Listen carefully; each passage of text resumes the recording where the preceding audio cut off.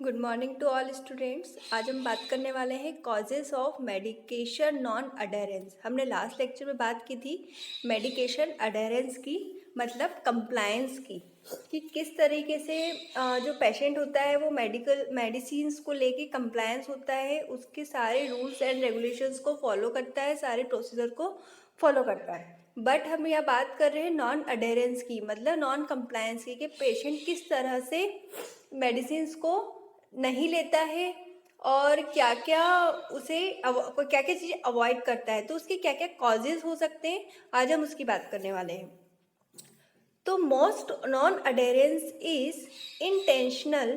Patients make a rational decision not to take their medicine based on their knowledge, experience and beliefs. Patients क्या करता है, वो अपने खुद के ही डिसीजन बना लेता है कि उसको मेडिसिन नहीं खानी है। किसके बेस पे? उसके नॉलेज के बेस पे। उसने थोड़ा बहुत किसी भी बुक में पढ़ लिया, या आजकल हम देखते हैं कि हर कोई पेशेंट कोई भी मेडिसिन लिया और उसका गूगल करने लगता है, गूगल पे उसके बारे में हर चीज़ पता लगाने, अपने बेस पे पता लगाता है, अपने एक्सपीरियंस के हिसाब से उस चीज़ के बारे में पता लगाता है। उसे उस चीज़ के ना मैकेनिज्म ऑफ एक्शन पता है, ना एडवर्स इफेक्ट पता है, ना काइनेटिक पता है, ना डायनेमिक पता है। उसकी फार्माकोलॉजी, उसकी मेडिसिन केमिस्ट्री उसको पता ही नहीं है, फिर भी वो उसके बारे में पढ़ता है और उसके बारे में उसका नॉलेज लेके, एक्सपीरियंस करके उसके खुद की बिलीव्स बना लेता है और उस मेडिसिन के बारे में पता कर लेता है कि मेरे लिए सही है या नहीं। मतलब फिजिशियन क्या बोल रहा है, फिजिशियन के क्या प्रोटोकॉल से, उसको वो अवॉइड करते हुए अपने ही बिलीव्स के ऊपर, अपने बिलीव्स से वो उस मेडिसिन के बारे में अपना धारणा बना लेता है। The top 8 reasons for intentional non-adherence are। Top 8 reasons हैं हमारे पास जिसकी वजह से नॉन अडेरेंस या नॉन कंप्लायंस होते हैं पेशेंट मेडिसिन को लेके। पहला है fear. Patients may be frightened of potential side effects. They may have witnessed side effects ex- experienced by someone else who was taking the same or a similar medication and believes the medication caused the problem. हमारे India में सबसे बड़ा cause है ये medication non adherence का। क्या होता है? डर। किस चीज़ को लेके? कि पेशेंट्स है, उसका कोई पेशेंट है, उसका कोई फ्रेंड है या उसका कोई रिलेटिव, उसने सेम प्रॉब्लम को फाइट किया है, उसे कोई सी भी बीमारी हुई थी वैसी ही, और उसने वैसी ही मेडिसिन खाई थी, बट उसका उस मेडिसिन को लेके बैड एक्सपीरियंस रहा था। ओके, बैड एक्सपीरियंस रहा तो उसने क्या करा, अपने फ्रेंड को भी बोल दिया कि ये मेडिसिन मैंने खाई थी, मुझे तो इतने सारे साइड इफ़ेक्ट्स हुए, उसका कोई मुझे अच्छा बेनिफिशियल इफेक्ट तो मिला ही नहीं। तो उसको उस चीज़ का डर बैठ जाता है और वो दूसरे के एक्सपीरियंस को खुद का एक्सपीरियंस बनाने लगता है और उसे उस चीज़ को, मेडिसिन को लेके डर बैठ जाता है और वो उस मेडिसिन को लेना छोड़ देता है, उस मेडिसिन को अवॉइड कर देता है। तो बहुत बड़ा मेन कॉज है ये फियर। सेकेंड है cost. Patients may not feel medication in a first place और rational what they do feel to extend their supply. क्या करता है पेशेंट की, फिजिशियन ने मेडिसिन लिखी और वो जब भी फार्मेसी पे जाता है, कुछ मेडिसिन की कॉस्ट बहुत हाई होती है बट वो उसके लिए ज़रूरी होती है, तो उस कॉस्ट को देखते हुए उसका जो मन होता है वो बदल जाता है कि ये महंगी दवाइयाँ मैं छोड़ देता हूँ, ये मैं नहीं लेता हूँ और जो सस्ती दवाइयाँ हैं वो मैं खा लेता हूँ। तो उसकी वजह से भी मेडिकेशन नॉन अडेरेंस होता है। Misunderstanding. Patient may not understand the need for the medicine, the nature of the side effects, or the time it will take to see results. This is particularly true for patients with chronic illness because taking a medication every day to reduce the risk of something bad happens can be confused. Failure to see immediate improvement may lead to premature discontinuation, misunderstanding हो जाना। क्या हुआ, patient ने medicine खाई, वो खा रहा है बट उसको शुरू में कुछ बैड एक्सपीरियंस मिल रहे हैं, मतलब उसने कोई भी मेडिसिन खाई, उसके तुरंत बाद उसको नोजिया वॉमिटिंग होने लगी, उसको हेडेक होने लगा, उसको ड्राउजीनेस होने लगा, चक्कर आने लगे। तो वो उसके थेरापेटिक इफेक्ट के बारे में सोचना छोड़ देता है और एडवर्स इफेक्ट के बारे में ज़्यादा सोचना शुरू कर देता है। उसको मिसअंडरस्टैंडिंग हो जाती है कि मैं ये मेडिसिन खाऊंगा तो मुझे नोजिया वॉमिटिंग होगा, जिस चीज़ के लिए खा रहा हूँ वो मुझे उसका प्रॉपर इफेक्ट मिलेगा ही नहीं, और उसको मिसअंडरस्टैंडिंग हो जाती है और वो मेडिसिन खाना छोड़ देता है। नेक्स्ट है टू मैनी मेडिकेशंस।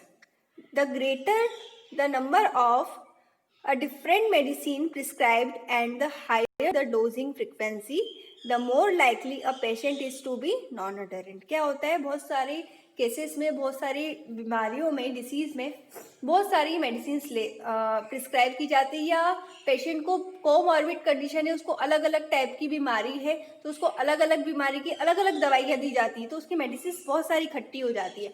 तो पेशेंट क्या करता है, उसको लगता है इतनी सारी दवाइयाँ कौन खाए, तो एक दो खा के बाकी की छोड़ देता है, तो ये भी एक नॉन अडेरेंस का कॉज हो सकता है। Lack of symptoms. Patients who don't feel any differently when they start or stop their medicine might see no reason to take it। क्या होता है कि पेशेंट को अलग अलग जो सिम्टम्स हैं वो आने शुरू हो जाते हैं मेडिसिन को लेके, तो वो मेडिसिन को खाते ही नहीं है। उसको कोई सिम्टम ही नहीं दिख रहे हैं कि यार मैंने मेडिसिन खाई, मुझे तो इससे कुछ इफेक्ट ही नहीं पड़ रहा है। 1 या 2 दिन में वो जज करने लगता है, उसके रिजल्ट्स आने, उसको ऐसा लगता है कि अब रिजल्ट्स आने शुरू हो जाएंगे, तो ऐसा नहीं होता है। लैक ऑफ सिम्टम्स हो जाते हैं, वो मेडिसिन खाना अवॉइड कर देता है। Worry. Concern about becoming dependent on a medicine also lead to non-adherence।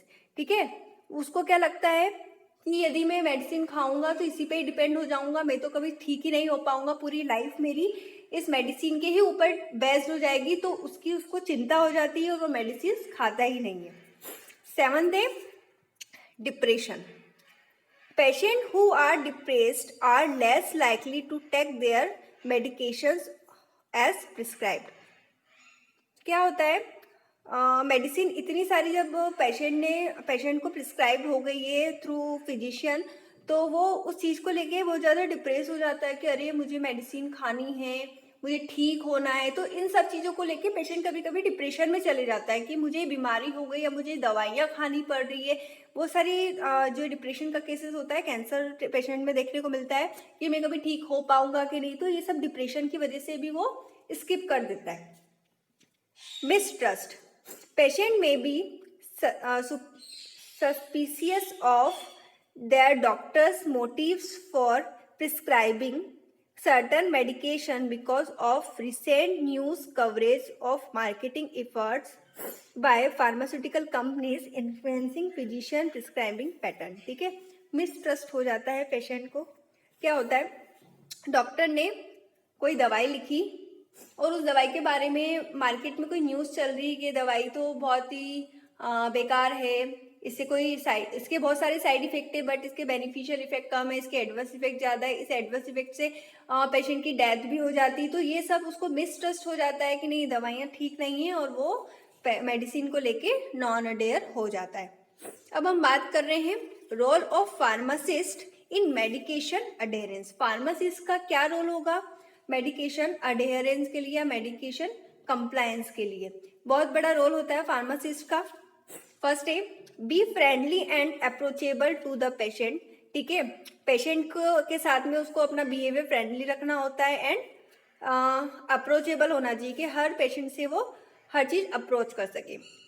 Improve communication skill, उसकी कम्युनिकेशन स्किल जो होती है वो इम्प्रूव होती है या होना चाहिए। Take into account the spiritual and psychological needs of the patient. ठीक है, जो भी पेशेंट की साइकोलॉजी है वो अच्छे से उसे पढ़ना आना चाहिए फार्मासिस्ट को। Improve in patient education, patient को एजुकेट करने का काम फार्मासिस्ट का होता है। Encourage the patient to discuss their main concern without interruption और प्रीमेच्योर क्लोजिंग। ठीक है, मतलब कि पेशेंट को इनकरेज करना, मेन कंसर्न उसका क्या होता है कि इंटरप्ट नहीं हो कोई भी मेडिसिन, या वो पहले से ही प्रीमेच्योर होके उसे क्लोजिंग न करे। Elicit the patients perception elicit the patient perception of the illness and the associated feeling and expectation. ठीक है, पेशेंट की जितनी भी एक्सेप्टेशन होती है उसको वो फुलफिल करें. Learning method of active listening and empathy. ठीक है, जो भी सुनना, लर्निंग मेथड जो होती है उसको वो अच्छे से एक्टिव करके रखे फार्मासिस्ट, और पेशेंट को अच्छी तरीके से सुने और उनसे एम्पैथी बनाए. Give clear explanation regarding disease and drug. ठीक है, पेशेंट को फार्मासिस्ट क्लियर एक्सप्लेनेशन दे, चाहे वो कोई डिसीज के बारे में हो या उसकी दवाई के बारे में हो. Check the patient understanding. ठीक है, पेशेंट क्या समझ रहा है उसको उस चीज की अंडरस्टैंडिंग होना बहुत जरूरी है. Simplify the therapeutic regiment. ठीक है, जो भी उसको दवाइयाँ दे रहा है उसको लेने का तरीका, मतलब जितने भी ऑल ऑफ प्रोटोकॉल्स होते हैं रिगार्डिंग मेडिसिन थेरापेटिक रेजिमेंट के, वो सब सिंप्लीफाई करके उसको वो एक्सप्लेन करें. Monitor the side effect. Patient जो दवाइयाँ खा रहा है तो उसके टाइम टाइम पे उसको साइड इफेक्ट्स भी मॉनिटर करने होते हैं. Monitor the beneficial effect. Side effect के साथ साथ उसको जो बेनिफिशियल इफेक्ट है उनको भी मॉनिटर करना होगा. देन उसको डिफ्रेंशिएट करना पड़ेगा कि मेडिसिन जो बंदा खा रहा है, जो पेशेंट खा रहा है, उसको साइड इफेक्ट ज़्यादा हो रहे हैं या बेनिफिशियल इफेक्ट अच्छे आ रहे हैं. Speak the same language of the patient. ठीक है, ये बहुत इंपॉर्टेंट है. फार्मासिस्ट जो होता है उसको पेशेंट से उसकी ही लैंग्वेज में बात करनी होती. उससे क्या होता है कि पेशेंट जो होता है वो उसके कंप्लायंस होने के चांसेस बढ़ जाते हैं. ऐसा ना हो कि पेशेंट हो उसको हिंदी ही बोलना है तो वो फार्मासिस्ट उसे इंग्लिश में ही कन्वर्सेशन कर रहा है, ऐसा नहीं. यदि वो पेशेंट हिंदी में बात कर रहा है तो उससे वो हिंदी में बात करेगा, इंग्लिश में बात कर रहा है तो इंग्लिश में बात करेगा, या पेशेंट लोकल लैंग्वेज में बात कर रहा है तो उसको भी पेशेंट के साथ में लोकल लैंग्वेज में बात करनी होगी. Involvement of the patient treatment discussion. ठीक है, पेशेंट का जो ट्रीटमेंट चल रहा है उसके बारे में भी उसको डिस्कस करना होगा और उसकी पूरे ट्रीटमेंट में उसका इन्वॉल्वमेंट होना बहुत ज़रूरी होगा. तो ये बात हो गई हमारी role of pharmacist in medication adherence and causes of medication non adherence के बारे में. Thank you.